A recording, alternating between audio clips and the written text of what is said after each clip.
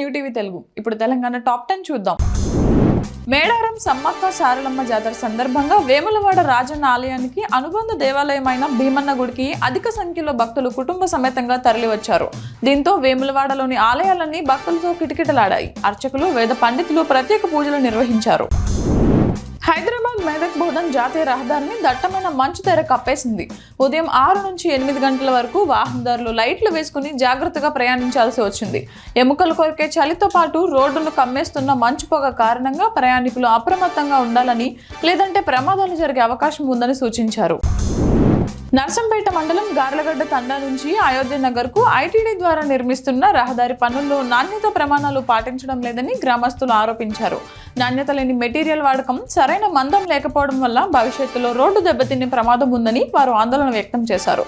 అధికారులు వెంటనే స్పందించి నాణ్యత ప్రమాణాలకు అనుగుణంగా పనులను పునఃప్రారంభించాలని డిమాండ్ చేశారు. జనగామ పట్టణంలో జరుగుతున్న TSUTF రాష్ట్ర విద్యా సదస్సుకు కోదాడ డివిజన్ నుంచి సంఘం బాధ్యులు హాజరయ్యారు. ఈ సందర్భంగా సంఘం జిల్లా ఉపాధ్యక్షుడు శ్రీనివాస్ రెడ్డి మాట్లాడుతూ రాష్ట్ర విద్యా సదస్సులో విద్యారంగ సమస్యలపై చర్చించి కార్యాచరణ సిద్ధం చేస్తామని తెలిపారు. సిద్దిపేట జిల్లా జగదేవ్పూర్ మండలం తీగుల్లో కాంగ్రెస్ పార్టీ 141వ ఆవిర్భావ దినోత్సవాన్ని ఘనంగా నిర్వహించారు. ఈ సందర్భంగా పార్టీ జెండాను ఆవిష్కరించారు.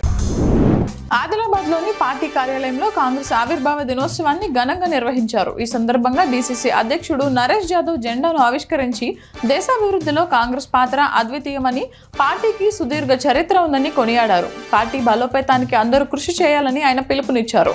ఈ కార్యక్రమంలో శ్రీకాంత్ రెడ్డి, సాజిద్ ఖాన్, గండ్రత్ సుజాత, సంజీవ్ రెడ్డి తదితర సీనియర్ నాయకులు పాల్గొన్నారు. బాల్కొండ మండల కేంద్రంలో కాంగ్రెస్ పార్టీ కార్యాలయంలో పట్టణ అధ్యక్షుడు సంజీవ్ గౌడ్ ఆధ్వర్యంలో పార్టీ జెండా ఆవిష్కరణ జరిగింది. అనంతరం పాఠశాల మైదానంలోని మహాత్మాగాంధీ విగ్రహం వద్ద కేంద్ర ప్రభుత్వం మహాత్మాగాంధీ జాతీయ గ్రామీణ ఉపాధి హామీ పథకం పేరు మార్చి గాంధీ పేరును తొలగించే కుట్రకు వ్యతిరేకంగా కాంగ్రెస్ నాయకులు, కార్యకర్తలు నిరసన తెలిపారు. నల్గొండ జిల్లా మర్రిగూడ మండలం రాజపేట తండాలోని గ్రోమోర్ సెంటర్లో రైతులు ఆందోళన చేపట్టారు. యూరియా కోసం యాప్లో 144 మంది రైతులు స్లాట్ బుక్ చేసుకోగా కేవలం 44 మందికే యూరియా అందిందని, మిగిలిన 100 మందికి స్టాక్ అయిపోయిందని నో స్టాక్ బోర్డు పెట్టడంతో రైతులు ఆగ్రహం వ్యక్తం చేశారు. యూరియాను అక్రమంగా బ్లాక్ మార్కెట్లో అమ్ముకుంటున్నారని రైతులు ఆరోపించారు. మహాత్మాగాంధీ పేరుతో ఉన్న పథకం పేరును మార్చాలనే కేంద్ర ప్రభుత్వ ఆలోచనను నిరసిస్తూ తెలంగాణ వ్యాప్తంగా కాంగ్రెస్ శ్రేణులు డిసెంబర్ 28న ఆందోళనలు చేపట్టాలని పిలుపునిచ్చాయి.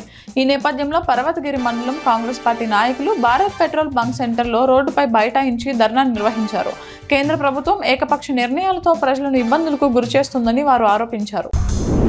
వరంగల్ జిల్లా పర్వతగిరి మండల కేంద్రంలో ఇటీవల గెలిచిన కాంగ్రెస్ పార్టీ బలపరిచిన సర్పంచ్లు చిదురు శంకర్, తొర్రి పద్మల ప్రమాణ స్వీకారానికి ఎమ్మెల్యే KR నాగరాజు ముఖ్య అతిథిగా హాజరయ్యారు. ఈ సందర్భంగా ఆయన గెలిచిన సర్పంచ్లకు ప్రజాపాలనలో ప్రజలకు అందుబాటులో ఉండాలని, అవకతవకలు జరగకుండా రైతుల భూ సమస్యల పరిష్కారానికి కృషి చేయాలని సూచించారు.